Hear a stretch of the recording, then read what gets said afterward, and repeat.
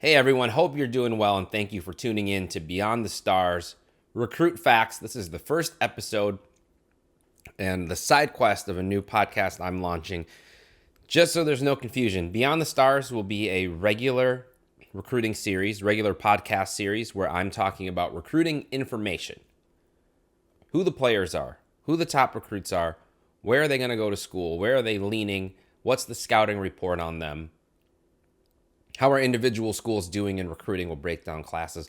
RecruitFAQS, so this show, is the side quest. It's an offshoot where we are talking. This show is targeted at parents of recruits who are going through the process, the recruits themselves who may have questions about the process, or to anybody else who may be helping that recruit through the process. A grandparent, an aunt, uncle, a trainer, a high school coach, a sibling, anybody who's wondering, how do you get recruited and how do we make sense of this wild process that we now find ourselves engrossed in? Or I have an up-and-comer who's maybe a couple years away yet. We want to know when to start the process and how to do that. That's what this show is for, okay?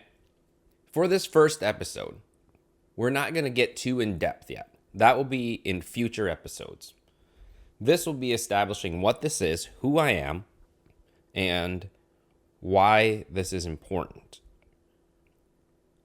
So let's talk about my background first. That way, if you hear it and you listen to it and you think, there's no way this guy has any information to help me or my kid through the process, you don't have to listen to it.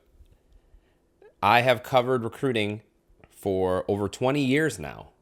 First with the Insiders/Scout.com.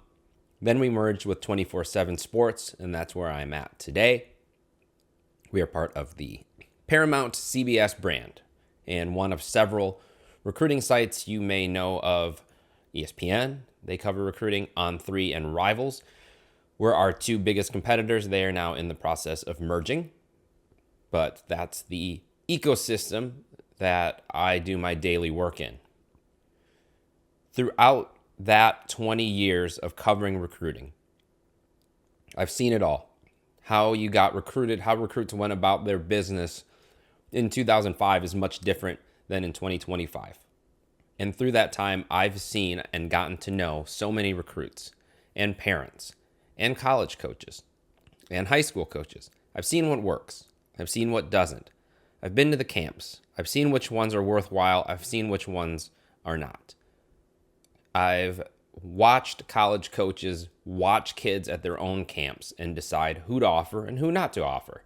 I have an idea of what they're looking for. So I have those insights to give. I myself have not been through the process. I did play football growing up. I don't think I was bad. Not good enough to get recruited. Couldn't do enough to overcome my genetics. Sorry, Dad. And it wasn't even really a goal of mine, to be honest. I think I knew I was more academically inclined and wasn't sure I wanted to play football, even finish out high school football, let alone play in college. I did help my friends get recruited. I had to hook a VCR into a VCR. I made a VHS tape of my friends' highlights. We sent that around to colleges. That's how I first started getting interested in this whole process. I'm also a parent. I have two kids. They're young. They're kind of dabbling in sports. I don't know if they're going to be recruited in any sport. My guess would be no at this point. But I understand parenting. So I think a lot of what this podcast is going to focus on too is, if you are a parent of a recruit, helping you keep your sanity through this while trying to help you be successful in making sure your kid gets to where they need to get to. But a lot of it is about keeping your sanity and keeping your relationship with your children. So I understand it from a parent's perspective. And I actually think, having not been through the process and having been somebody who played football but had a realization that college football wasn't going to be a path for me, I have some unique insights to give on all of that. Plus all of the knowledge that I've gained through covering this process for so long. So in future episodes, we'll talk about that. We're going to go through all the different types of recruits that I've seen. There's more than one way to skin this cat. And that's why there hasn't been a guide to this point. I get that question a lot. Alan, why don't you just write a book about this? That's because the book would quickly become outdated. If I had written a book 5-6 years ago, by the time that book got published and on the shelf, I would have needed to add chapters about the transfer portal and about NIL. Even if I had just recorded a podcast 3-4 years ago, the picture of college football recruiting was much different than it is now. We were still managing scholarship numbers that were affected by extra years of COVID. We were still figuring out how this transfer portal process was going to be. We were still figuring out how NIL was going to be a factor. Now you throw in the new rules about the 105 roster limit and rev share and all of that. So that's why, to this point, there hasn't been a guide, because this is ever changing. And I think that this format will allow us to roll with the changes. The other reason why I've hesitated to do this in the past is because it is guidance on a very personal process. And I don't want to give people the wrong advice. And it's really hard to tailor the advice to each person when you're giving general advice on a podcast.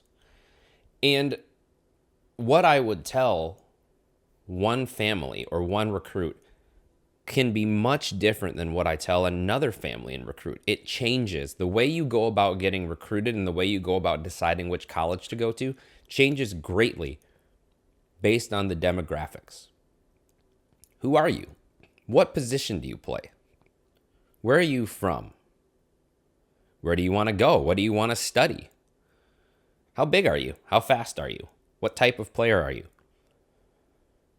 Are there other circumstances? Like, were you injured? Did you transfer schools? Based on the answers to all of those questions, the advice that I would give the player about how to go about this process would change quite a bit based on those answers. There's a lot of variance. In this podcast, I aim to speak in probabilities. Try to speak to the majority most of the time. This is what will work for the majority of people. This is what the majority needs to consider. Then I also want to go into each of the outliers, because I think that I've seen and read other recruiting advice, and it tends to speak more generally, and it tends to speak, I think, it tends to favor the players who aren't getting recruited. If you're not getting recruited, what are the things that you do? And I think that we're missing the advice for parents of players who are getting recruited. Sometimes that's harder to know. Well, I have 30 offers. How do I get to 1? Sometimes that's harder than I have 0 offers. How do I get to 1 or 2 or 3? I'm just happy to get anything right now and play at the next level. Sometimes once you start getting overwhelmed by the process, that's when you need somebody to tell you how to go about the next steps. But let's not get ahead of ourselves yet. Let's talk about the first step of the process. That's what I get asked a lot also. What's the first step to being a college football recruit? What's the first step of getting recruited? And this is going to sound really funny, but because I think parents in particular often put the cart before the horse, I have to say this. The very first step in getting recruited is talent. You have to either be good at football or have the traits that colleges think will allow you to get good at football someday if you aren't already. It's similar to me asking, well, hey, how do I get a record deal? The first step would be I have to be musically talented. Now, I get it. There's sliding scales of various levels. If you look on the charts, there's various levels of musical talent charting and various levels of musical talent within each record company's roster. I get that. But on some level, whether you think so or not, all of the people have something to offer in terms of musical talent. So it's the same thing for athletic recruiting, and specifically football recruiting. You have to have talent. And notice I said you either have to be good at football or you have to be able to get good at football. Being good at football actually by itself isn't good enough sometimes. And if you don't believe me, go look up the state record books for whatever state you live in for high school football. Every state is going to have a record book that is littered with names of players who had fantastic high school careers that some of them didn't get recruited. Some of them got recruited at a much smaller level than that town probably expected that player to be recruited in based on their high school success. Or some of those players may have actually gotten recruited at a very high level and then didn't succeed in college at all. So being good at football, even that's not a guarantee, but it helps. I think the bigger thing is you have to have the traits to be able to play college football at the next level. It's the same reason why the Heisman Trophy winner isn't always the first player drafted in the NFL draft, and why a good handful of Heisman Trophy winners went actually outside of the first round, and I think at least in a couple cases didn't get drafted at all. It's because production on one level doesn't guarantee that they'll want you at the next level. So as a baseline rule, before you start asking, hey, how do we put a highlight tape together? What camps should we go to? When should we start getting our transcripts together and our resumes together? The player has to have something to offer the colleges in terms of athletic talent. And notice I didn't say they have to be this tall or this fast or this weight or this strong, okay? You just have to be able to offer them some of those traits. To that end, you look at the variety of players who get drafted at the same position within the NFL draft. And wide receiver is a great example. This year's NFL draft, Teterola McMillan, what makes him special is different than what makes Matthew Golden special. So when a parent says, hey, what do you guys look for in a wide receiver? Different things. You just have to have something to offer the colleges. Okay, we'll get into the specifics of that, but that's the starting point. The starting point is there must be talent. Now, I get that there's times where there's gray areas, right? There's good players. Hey, this guy, I get asked, this guy's a really good player for us. We're not sure what level he belongs at. I get that. If you're not sure, we'll get into those specifics. But that player is still talented. That player still has something to offer. That player probably has film to show. When should we start the process? I get asked that a lot. And again, I'm going to talk in majorities most of the time. So I think the process should start at a minimum, typically when you get to high school. And then I think usually after you've started to play some varsity. There, of course, are plenty of examples of players getting recruited before they've played a varsity down. So I know that can happen. There needs to be an assessment made on, all right, we have a freshman who just played JV last year, got pulled up to the JV, but he's 6'5", 240 pounds, and he runs a 4.6. He's going to play varsity this year. Should we get him to some camps so that schools can take a look at him? Absolutely. I'd say that's still an outlier, though. That doesn't mean all players that haven't played varsity yet need to be rushing out to a bunch of camps. The number one player in the country last year, Bryce Underwood, who went to Michigan, he got recruited in middle school, got offers in middle school. There's been a good number of players throughout the years who have gotten offers before they get to high school. That's not the typical, okay? Those are the ones that you read about. Those are the ones that you see on Twitter. Those are the ones that you see talked about on social media. It's very easy to think that that's what it should be like, but it's not. It just tends, the media does cover those outliers. And that brings me to my next point. My kids started competitive swimming. And one of the first things they said when they started racing, doing actual timed races was, don't look over at the lane next to you. Mid-race, do not look over and see where you stand in relation to the other lanes. You just swim as fast as you possibly can swim, and when you touch the wall, and the race is over, then you can look up and see how you finished. But until then, if you keep looking over, it's going to slow you down. That applies beautifully to football recruiting, I think. One of the biggest things, I'm speaking to the parents and the recruits specifically here. One of the things that you're going to fight the most in the process is getting frustrated and getting overwhelmed. But first, frustration. It's a frustrating process because a lot of the control is taken out of your hands. You can't decide who offers your kid, and the kid can't decide who offers him. A lot of the control is taken out of your hands as far as where you end. I mean, as far as what opportunities you have. And you can't control who they decide to offer instead of you.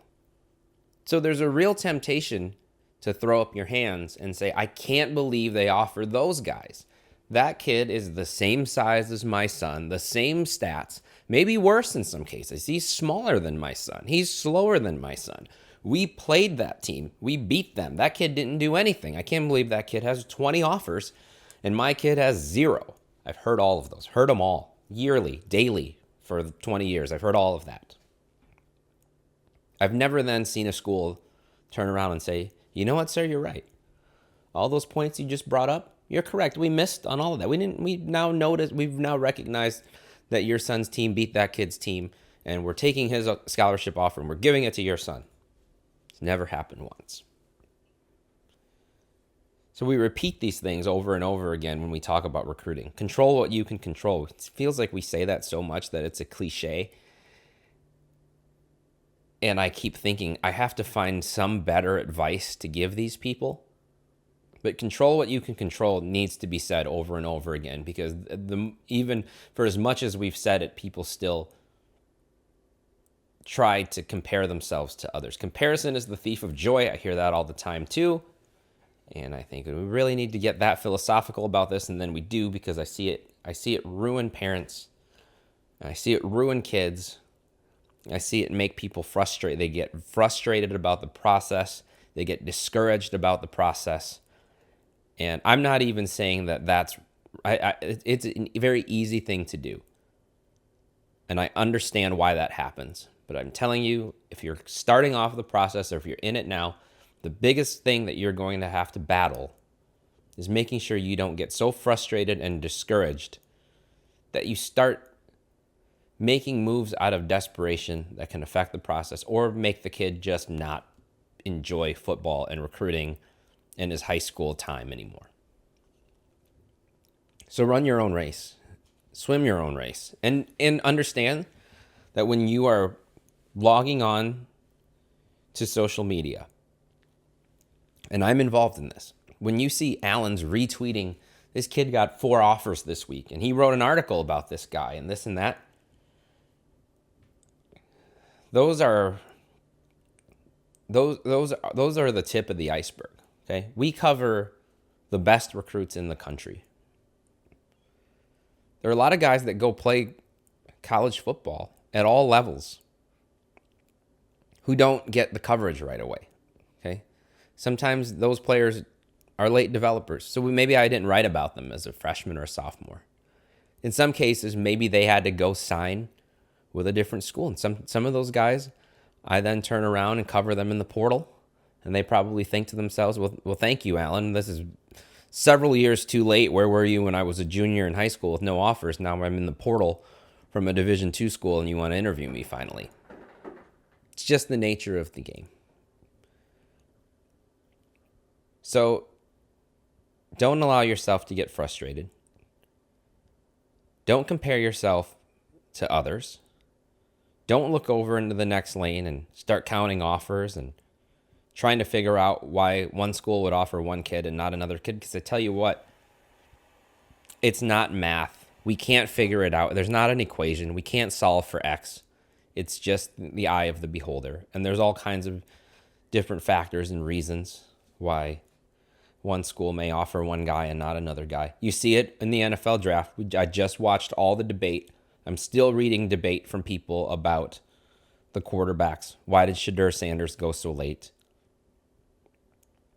How could he possibly go behind some of the guys he went behind? There's all kinds of that debate. And you know what? At the end of the day,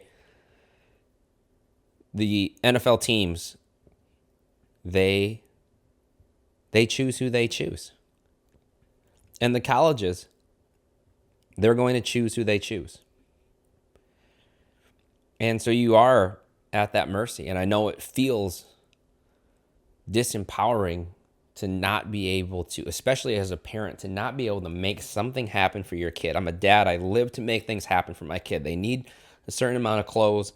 I'm getting that for them. They want to sign up for this and that program. I'm doing that for them. I work daily. I do everything that I do is for my child. So to reach a point where they want one of their dreams to come true, it's to play college football, and this is to play specifically for school X, and I can't make that happen for them. And I see them doing all the things they need to do. They're taking care of their nutrition. They're taking care of their academics. They're going to camp after camp after camp. They're going to school workouts. They're waking up at 5 a.m. to go work out in their school, and then they're staying after school, or they're going to a trainer after school. And still nothing's happening. And yet some guy who had never put on pads before walked off a basketball court or ran a good track time and started getting a bunch of offers. And I don't understand that. Telling you, Alan gets it. I know, I've seen it. I know why you're frustrated. But this is the process you are entering. And that's why I bring up entertainment. That's why I bring up music. That's why I bring up acting. I'm going to bring up books. I've tried to write books. If you don't know, outside of this, one of my hobbies, my side gig, my nighttime gig is I do stand-up comedy. I've gone to auditions. I've put myself out there. I've crushed them in my mind, and they choose somebody who I thought did much worse. And I leave there going, I can't believe I just drove to Chicago and killed that for them to pick that person. It happens in all walks of life. But if you want the opportunity, which I do, I wanted the opportunity to at least try for some of those shows or agencies or whatever I was auditioning for. So if you want the opportunity to play college football, this is what you're signing up for. Your friends who aren't trying to play college football, they may not have to get up as early as you.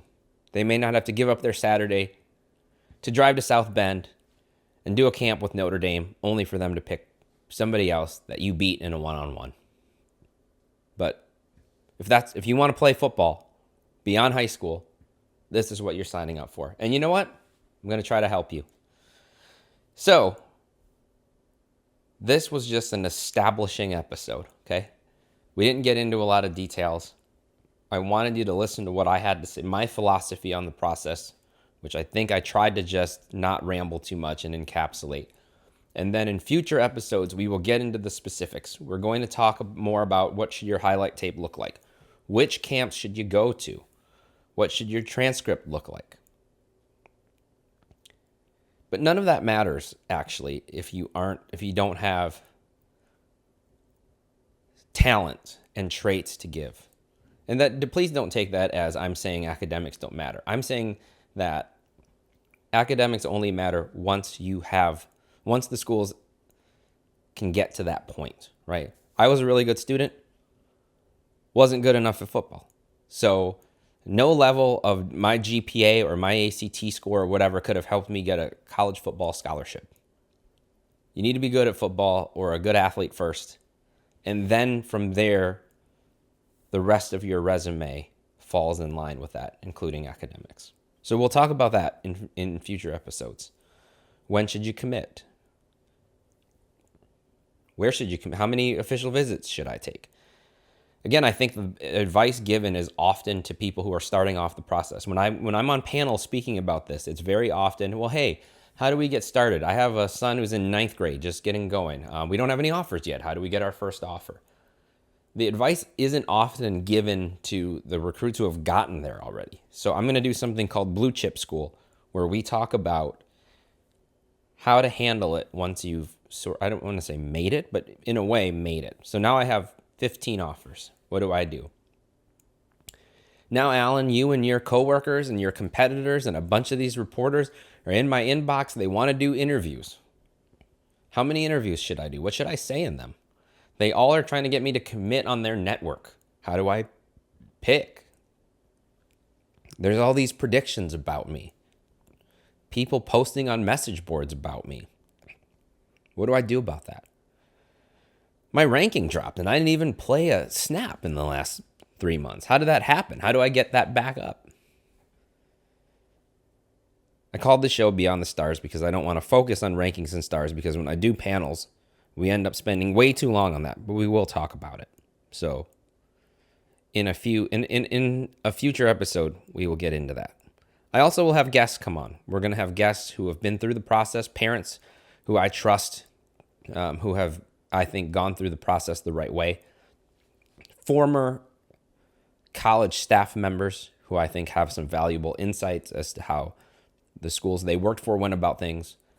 We're also going to talk through the news each week, recruiting news and free agency news and all of the football news, so that I can talk through each of their processes, how they got to where they are in the headlines, so you can see how different each step of the way is. For instance, I can go down the NFL draft list and tell you exactly how Cam Ward's recruitment was so different than Jackson Dart's.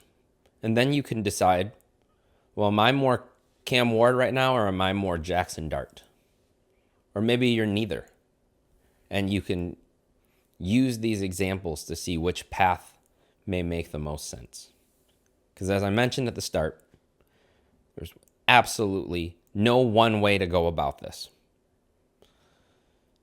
So hopefully I didn't create more confusion, but stick with me. We're going to go through it all. And again, if you listen to this and you thought this is pure quackery, I know how to go about this guy has nothing to offer me, then I wish you the best. But if you do think there will be some valuable insights here, which I hope that there will, keep tuning in to Beyond the Stars Recruit Facts. And if you're looking for information on where the top recruits are going to school and all that stuff, you want the other podcast. You want the other episodes of this podcast, which is the standard Beyond the Stars. But we will be back with more Recruit Facts soon. If you want to send in a question, please do so. Message me on Twitter or X, if you want to call it that. Message me them. You can email them to me, atrieu, @gmail.com. Send them to me. We'll answer all the parent questions in upcoming episodes as well, so that everybody can hear the answers and kind of see that other parents may have similar questions. So appreciate everyone for listening. Catch you soon.